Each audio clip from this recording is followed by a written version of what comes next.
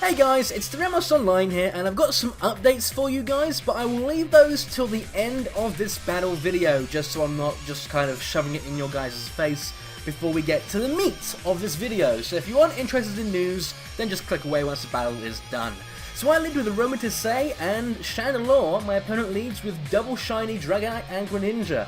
I am really questioning the authenticity of his shinies, but that is a completely different debate. So Greninja goes for a Mat Block as I go for a Protect on Chandelure, just to make sure no surprise Scald or Hydro Pump comes out. His Dragonite does go for a D-Dance, which is good for me because it means it will be slowing him down as I safely get up my Trick Room. So basically, not much has happened. My opponent has boosted his attack stat, but other than that, not much else. He does go for the Extreme Speed on Aromatisse, but he doesn't get stabbed, so it isn't going to be doing too much damage to this natural tank. As a Moonblast is going to be enough to finish off the Greninja, despite the fact that I have no offensive investment. So either this Greninja was not built to take a hit, or the ×2 just killed it, because it was fighting type at that point. I go for the Shadow Ball onto Dragonite, and it does reveal the multi-scale. A lot of Dragonites in double battles carry the inner focus. So my opponent then brings in his shiny Sableye, again, really questioning the authenticity of his shinies. So I switch out my Aromatisse and go into my Therophorn, so if he wants to attack my Aromatisse slot, he's going to be dealing a lot of damage to himself. He goes for the Confuse Ray onto my Chandelure.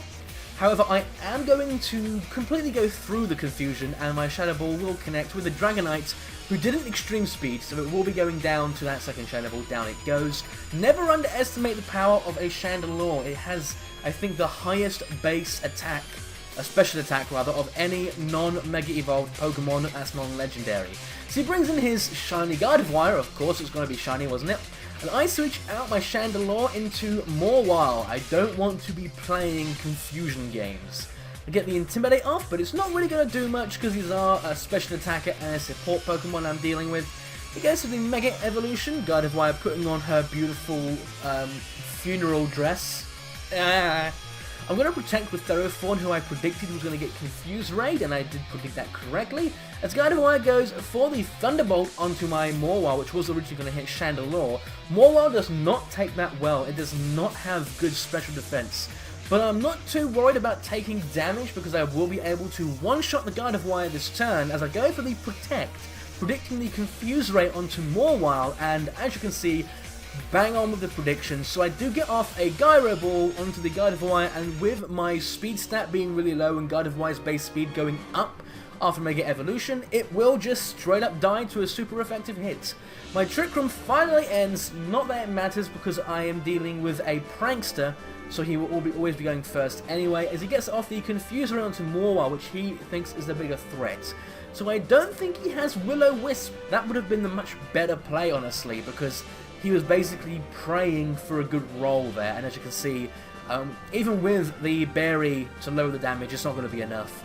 So, that was a pretty fun battle against Axel. So, yeah, I haven't uploaded videos, or at least battle videos, in a while.